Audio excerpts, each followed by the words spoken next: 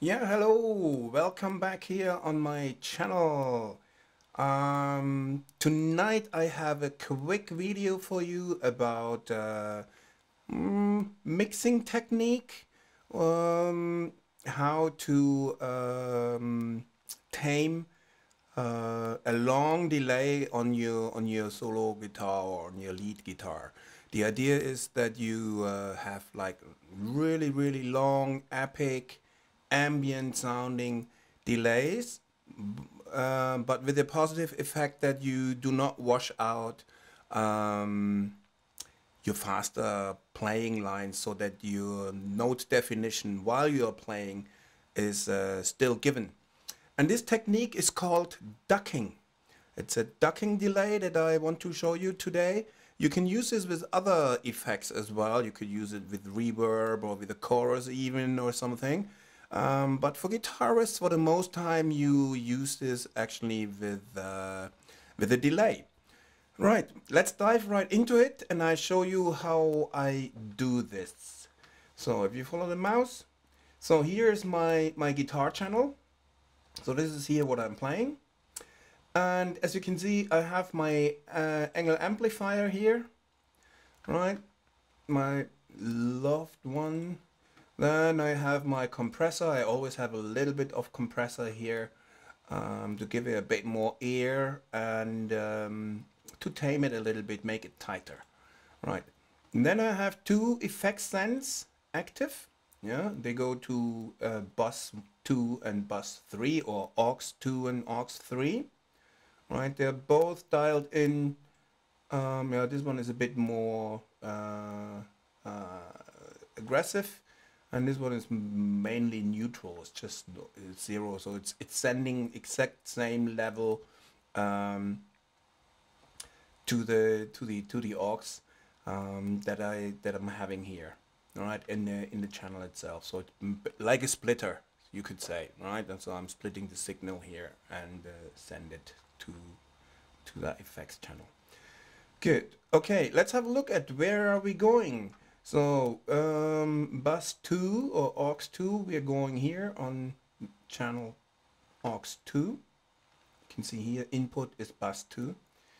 And you can see there's no output, so you can actually not hear anything, because the effect would be is like it makes it louder and it doubles the signal. That's not the idea. That's not what we want to do. Okay, and then bus 3 goes here on where I say guitar ducking delay. Can't read it here. And this is where I actually have my delay set. Okay, this is this one here from the D16 group. A very nice delay effects.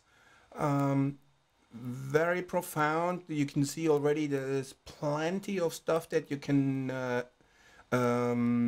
modify here and adjust, and lots of stuff. So maybe one day I do another review just about this little machine here. But today I'll just use my standard dotted delays that I usually have. And yeah, that's pretty much about it. And you can see here, when you use effects not directly as an insert, but as an on an aux channel, usually you don't use the wet dry, so you just use the wet signal whatsoever, because you would here with the bus, with that one, with the send, you would adjust the amount of effects that be mixed to the original signal. Good. Okay, so far about the delay here. And now here comes the trick. After the delay, and that is very important that it comes after, all right? You have a compressor. And it's important that you use a compressor who has a sidechain input. Not all the compressor plugins do have sidechain inputs, and also not hardware-wise all the compressors do have a sidechain input. You need to have a compressor with a sidechain, be it software or hardware. Okay? In the sidechain, you can choose which signal triggers the compressor. Okay? In this case, I say the compressor should be triggered by bus 2, Remember, bus 2 is this empty effects send channel that doesn't have any output. That's why I'm sending from my guitar channel one signal, I split it and send it to bus 2 so that I can use it as an input, as a trigger input for the compressor. In Logic, as far as I know, there is no other way to do this. So you have to use this workaround. Anyway, so what the compressor does is actually when I'm playing, right, the signal here from me playing gets sent to the bus, and from there to the compressor, and the compressor will actually reduce the loudness of the signal from the delay. Effectively, it suppresses the delay signal, all right, so that you have a more dry signal going through while you're playing. Okay. When you're not playing, the compressor will release, right? So the suppressing effect will be reduced almost, well, actually to zero, and the delay signal, this vast delay signal, is coming through completely. Okay, so I'll mute the compressor now so that you can hear the delay setting without compressing.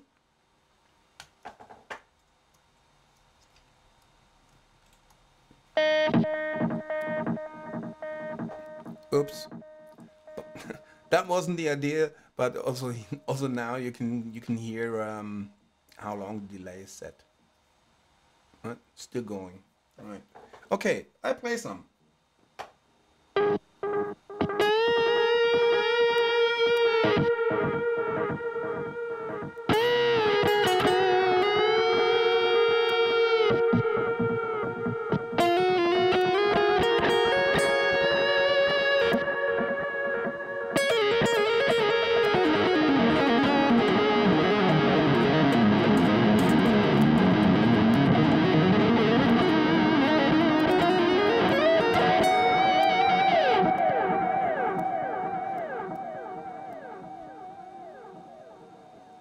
Right? You can hear the delay is still going, and you probably noticed already while I was playing some faster stuff that the more I play and the longer I play, the more the echo and the delay is building up. The more washed out the whole sound gets. When you're playing with the guitar only, it's not that bad yet, although this is still a lot here what I've dialed in for this purpose of this video.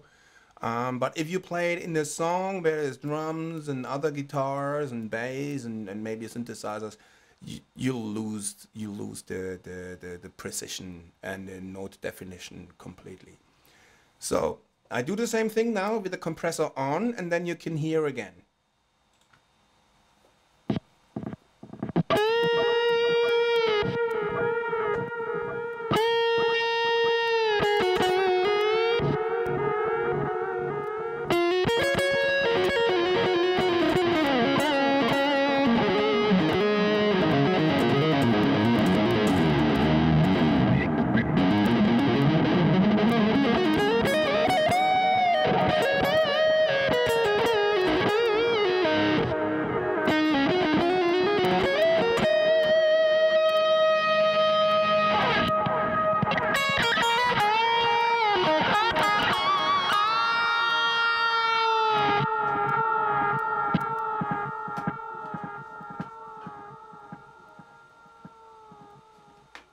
Yeah, it's still a lot. Well, anyway, so if you've been looking at the compressor, then you could hear as long or see and hear as long as I was playing, the compressor was active and doing its thing, like its gain reduction or suppressing the signal. As soon as I stopped playing, the compressor stopped working, and the delay signal got through more and more. That's the idea of it, actually.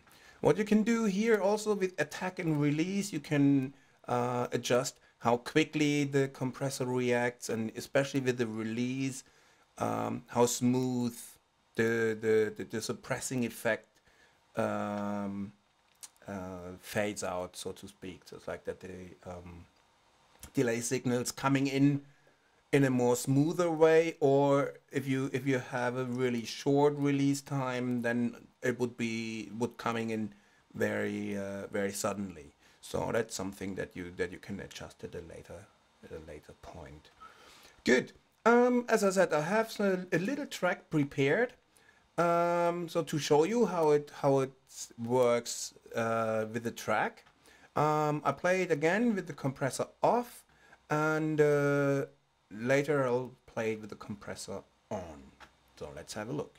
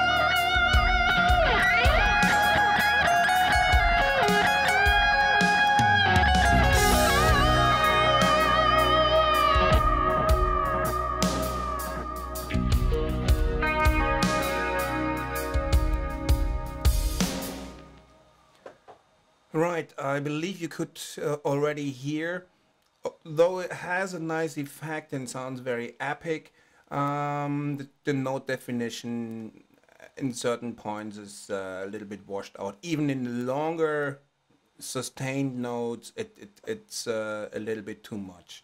So let's do the same thing with the compressor on, and then let's hear what effect this does have.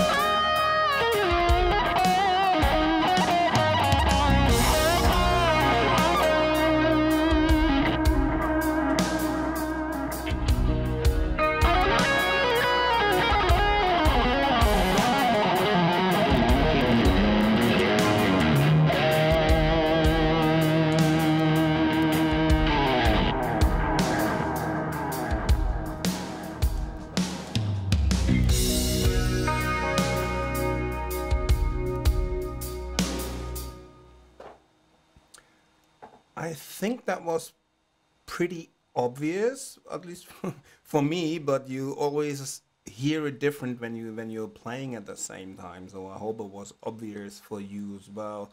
So the second one, yeah, the note definition was a lot better. If there was something not being defined, then it was my playing. but personally I would say the faster runs were more precise and more easy to hear, etc., etc. Yeah, this is basically it. This is a quick little technique that I wanted to show you, which is quite handy as a guitarist to have. Usually it's something, somewhat the gizmo stuff that the sound engineer, the technician, or the studio guy does. But it's always beneficial also as a musician if you have a little bit of an idea of what's going on. Well, that's at least what I thought, and therefore I thought I'd show you. Maybe quickly run through the settings of the compressor. I have a very short attack, so that as soon as I'm playing, the delay is gonna be suppressed. And I have a relatively long release so that it's not all of a sudden delay is coming back in when I stop playing. With the ratio, I can define how much the signal is suppressed, right? So I could even go even harder here. So it's like, okay, get like, 10 to 1 or something. That's something that you just adjust to taste in this case. And with the knee, that's this part here. Again, this defines if the compressor is working relatively hard, like as soon as the signal hits a certain level, it kicks in immediately, or it smoothens its working parameters a little bit. Now that's basically it. The section here is something that you use the most actually for other signals, not so much for the side chaining. Here the compressor threshold is, yeah, okay, when is it kicking in, right? And usually, since you have a gain reduction, usually you want to increase the level of output a little bit again afterwards, but this is not so much when you sidechain something. This is just when you really just use it in its normal mode as a compressor. And the limiter here is basically to prevent an overload of the device, so that you don't get any clipping. That's basically what it is. Yeah, most important here, sidechain. Select your input. Basically, your own guitar signal should come in here as the trigger signal, all right, and then the compressor itself compresses then the delay signal, right? And that's basically it, and that's called ducking. It's a ducking technique, ducking delay in this case, as it reads here, right? So hope that was informative for you. Hope you enjoyed it. If so, please like and subscribe. It always helps. And of course, leave a comment if you have more questions about it, or your own experiences with this kind of technique, or other techniques that you find useful as well. Leave them in the comment section. I am signing off for now. Thanks for watching. Thanks for listening, and see you next time, and so long.